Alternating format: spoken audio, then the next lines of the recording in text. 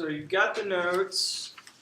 Everything we do today is going to be a bit different. We had t-tests, ANOVA, chi-square tests.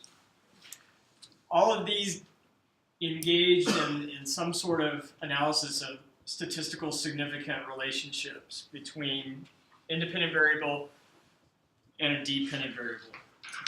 But all that we could establish was that there was a statistically significant relationship or a statistically significant correlation. But correlation does not always mean causation. Two concepts can be correlated with each other and not be causal. One of the classic examples that you may have seen in research design is that there's a correlation between ice cream sales and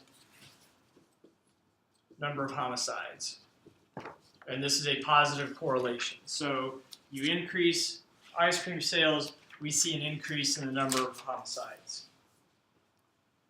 If you were to run some sort of t-test, you would get a t-score between these two variables that's statistically significant. But you could not necessarily claim that, yes, ice cream causes homicides. You can get a statistically significant correlation, but it's very unlikely that this is the cause. What's causing the homicides is our dependent variable. If it's not ice cream, yeah, well, what are we going to see that's causing both an increase in ice cream sales and homicides? Temperatures. Yeah, temperatures. So this is considered a spurious relationship.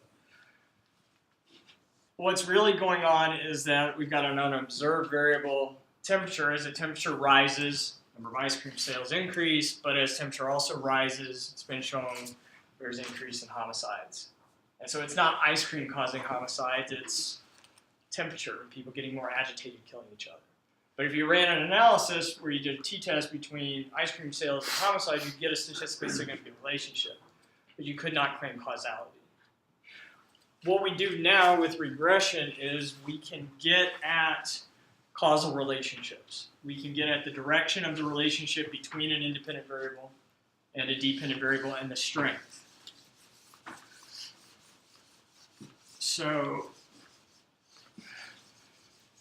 in health studies, kinesiology studies, you see dependent variable weight.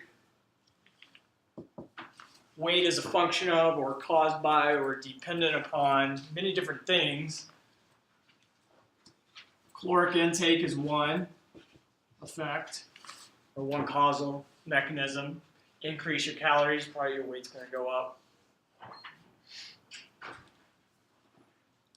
When we run a regression, we will be able to determine the independent effect of caloric intake on weight. We represent the dependent variable in our equations as y. And you'll see there's a lot of new notation on the front of the note. So y is going to be your dependent variable. And we think caloric intake increases that. Your independent variables are going to be represented by x. So we'll call this an x1. In today's lecture, we do bivariate analysis, two variables, a dependent variable and one independent variable, just to show you the logic behind regression. So we can run some analysis and figure out x's effect on y. But we'll never in the real world ever do just a bivariate regression, one independent variable, because we know that weight is dependent on much more than just caloric intake. Is there a reason why you put a 1 by the x? Yes, because what else affects weight? So, because you get You get them, yeah. So we'll say x2 is the amount of exercise. x3 could be genes. Gender, genes, Holiday. nowadays. Let's see, age could have one. Probably not a very big effect, but something else that's obvious with weight, maybe. Medical condition. Yeah, I don't know how you genes/medical. If you could somehow measure that, and height.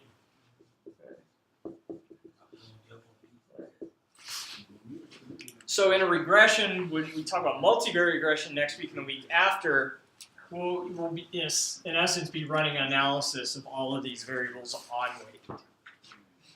The bivariate case is just for illustrative purposes, because once you get into the multivariate world, it gets a little bit complicated on how to envision what's going on. But the power of regression, when you do the multivariate regression, is say we're interested in just caloric intake. We want to know caloric intake's independent effect on weight and its strength. If we eliminated all of these other independent variables, the computer will give you a number, but it will be raw or it will be biased. Because if you were to get rid of all the other variables, wrong stuff, thank you. You're saying that just caloric intake affects weight. So when you're modeling a regression, you want to try to include all of the variables within reason that would affect your dependent variable. And these probably do a pretty good job of explaining weight. The reason we add in the other variables is because they all affect weight. And what regression does in the computer, when you put in these 6 variables, you will get a number on caloric intake for its effect. And what the computer does and regression does says, this is caloric intake's effect on weight, whatever that number is, say it's 1.5. That 1.5 is the independent effect of calories on weight once we've taken into consideration exercise, gender, age, genes, height. So it takes everything else into consideration. And that's because we know that weight is a function of more than just caloric intake. If you ran a regression where you're just using caloric intake as the predictor of weight, you'll still get a number. And it'll probably be higher, 5.06 or something. But it will be wrong because you have not taken into consideration the other variables. So think of it as a Venn diagram. Your dependent variable is weight. That's your y, your dependent variable. Your independent variable helps explain the variation of the dependent variables. So this is calories, or x. And so where they intersect is calories' effect on weight. But if you don't model other factors that affect weight, like exercise. So here's another independent variable too, exercise. What happens to the independent effect of calorie on weight? It gets cut. And so most likely the effect will go down. So if you don't include exercise or other variables, you're more often than not going to overestimate the effect of calories on weight. So always, always, always think of the multivariate world, many different independent variables affecting the dependent variable. Today we just deal with one independent variable to understand the logic of what regression is doing. So at the bottom of page 1, it says relationship between 2 variables. If you go to table 18.2 in your book, that is on page 324.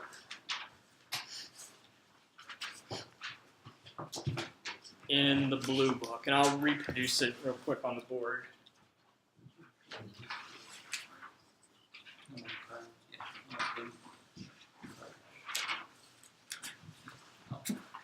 should be number of police. It should be 5 observations, number of police cars, and the average speed of motorists on the highway. So,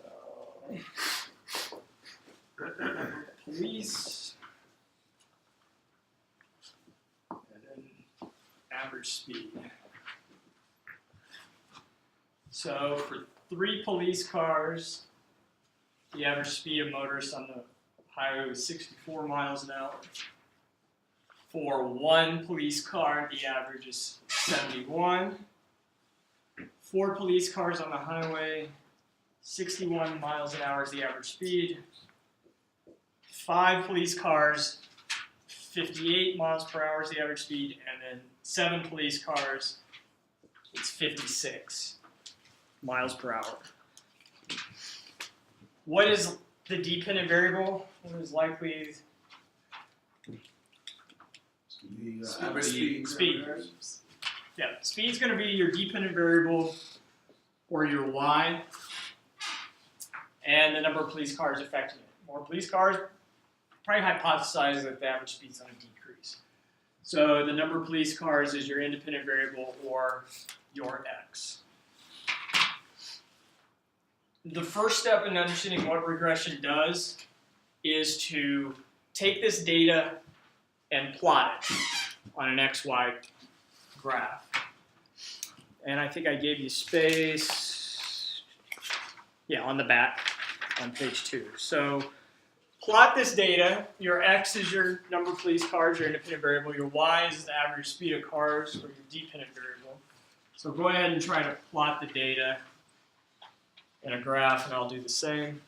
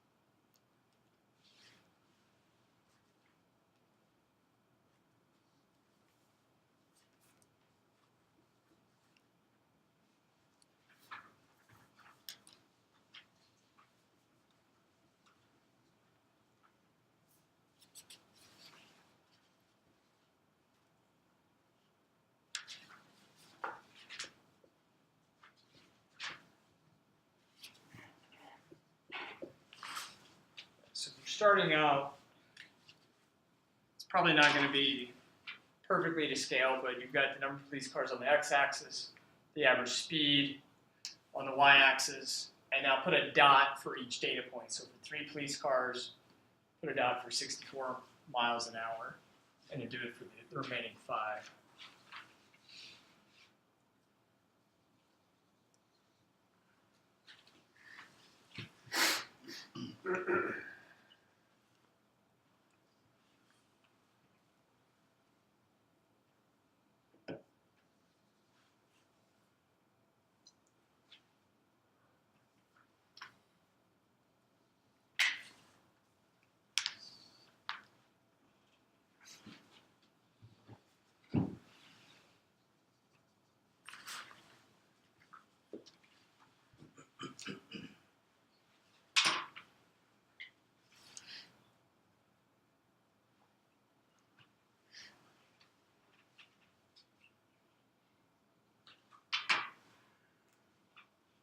So you should have about 5 data points.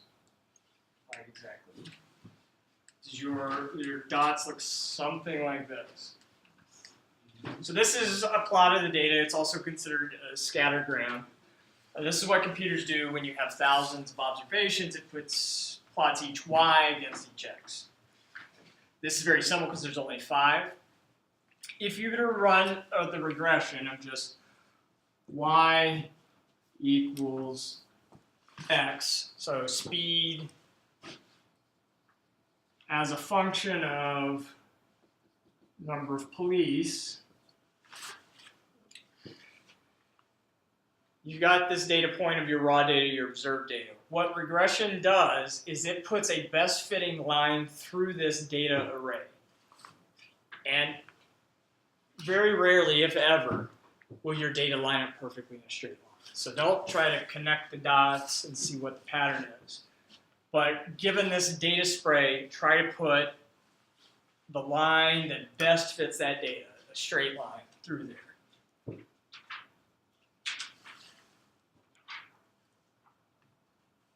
And it doesn't have to hit all the points, but probably something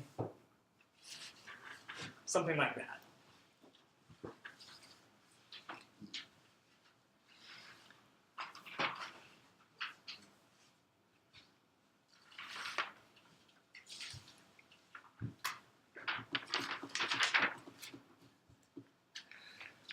Question so far.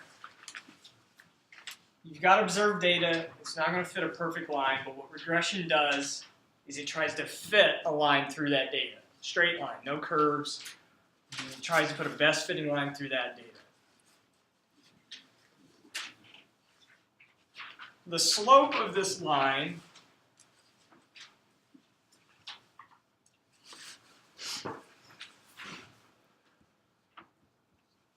will give you the effect of x, or number of police cars, on y, the average speed.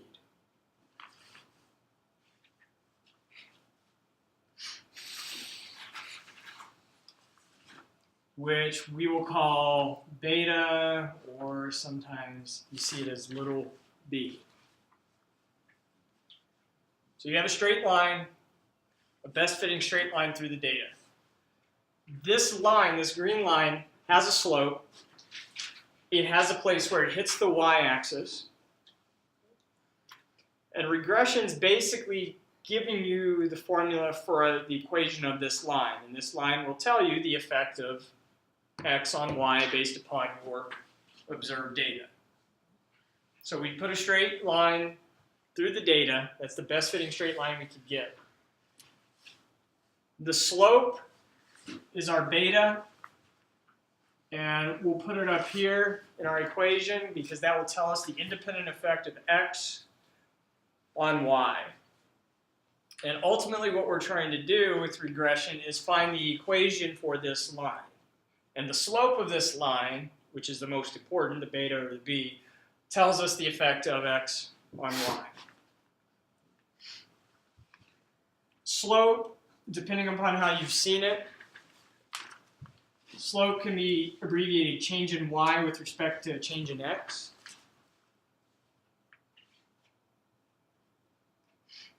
And that's kind of in language of calculus. So if we move x, say we change x by 1, on this line, say we're here at 7, value of x of 7 hits the green line here. If we change x by 1 to 6, it hits the green line here. So we've moved over to the left by a value of 1. How much did we go up in y? You probably won't be able to tell from it. That value, from moving to the left 1, y goes up by a certain amount. And that distance from 7 to 6 is the same distance, say, from 2. So 2 hits the green line here to where 1 hits the green line. Okay. It won't hit where the observed data is because this is a best fitting line through the data. This value is 1, just like down here, and this change in y, even though it's not drawn to scale, is the same. And it's a perfectly straight line. You move to the left 1, move to the left on x by 1, y is going to go up. If you move to the right from 6 to 7 by 1, you see your value of y goes from something like 57, 58 down to maybe 54. So even if the plots are more scattered than that, you'd still do your best estimate up on the straight line. You still put the best fitting straight line, the estimate in there. And that slope of this straight line, the best fitting line, will tell us the average effect of x on y. So we don't know that. We will calculate it. So you might see this as change in y over change in x. In calculus, they often do derivative y over derivative x, or derivative y with respect to x. In algebra, this is the same thing as saying rise over run. You remember that? How much we go from 1 to 2, do we rise, how much do we rise or fall? Because this is a negatively sloped. So we fall or rise this much, we run over that much. In algebra, you may have also seen it as y equals mx plus b. The equation of a line. This m is the slope. It's beta. Just different notation. And this m is the same thing as change in y over change in x. Or it's the same thing as rise over run. What's that second big plus b? This one is your y-intercept, which we'll get to in a bit. But the most important thing in regression is going to be your beta, or your slope, because that will tell you the effect of x on y. Your book, I've put different notations in there. Your book uses a y hat when dealing with the population. Don't let the y hat versus y bother you or confuse you. The same way that the book will often interchangeably use beta and then a small b in its notation. As long as you're knowing y is the dependent variable, it can be y hat, whatever, equals beta times an independent variable. Oftentimes they'll do this beta as a little b. Do not confuse it with this little b. What probably the easiest thing to do for the equation of this line is to see it or view it as y equals alpha plus beta x, or y equals a plus b x, same thing. Either of these two are the same thing, they're just using different letters. They're using Greek up here. This is still this beta, and this b is still the slope or the independent effect of x on y. This a or alpha, let me draw this in. So these b's, this beta and this b, is the same thing as this m in the y equals mx plus b equation. And the alpha or the a is the same thing and as this b in the y equals mx plus b equation. Might be confusing, it just depends upon the book that you use. For this course, we use these two. So beta or b I'll use interchangeably. That's your slope. Your alpha or your a in this equation is going to be the y-intercept, which we'll get to in just a second. Questions on the equation so far? I did put in a little aside down at the bottom about the error because your book adds a plus e or error or random error component to the equation. The only reason your book is doing that is because this line that fits through the data will never be perfectly hitting all points. And so this green line is not exactly how the world works between x and y. It's our best approximation based upon the data given, and there's always going to be a little bit of error. And the errors are just how far these blue dots are from our best fitting line.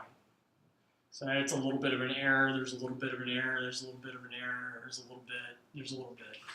Basically what regression does, and there's a big long formula for it, it tries to find a best fitting line through your observed data or your blue data such that the errors are minimized. And so best fitting line decreases the amount of error, and so that's why I discuss error in the notes. But mainly what I want you to see is you have observed data in blue, regression puts a straight, solid line through that data the best that it can. It will never, unless it's in a hard science, you will never get a situation where you have a line and all of your blue observed data fits perfectly on it. That would be a law then. Only in the hard sciences when you're dealing with chemicals and gravity and stuff like that will your best fitting line ever line up perfectly with the data. The social data, behavioral data, there's so much random components to it, it does not fit perfectly. We will put a line through it that best approximates it, but that line is not exactly how the world works. It's an approximation, it's our best guess. Okay, questions about the logic of what regression is doing, puts a best fitting line through your data. Let's take a break from there. I'm going to reproduce this, and that gives the computer time to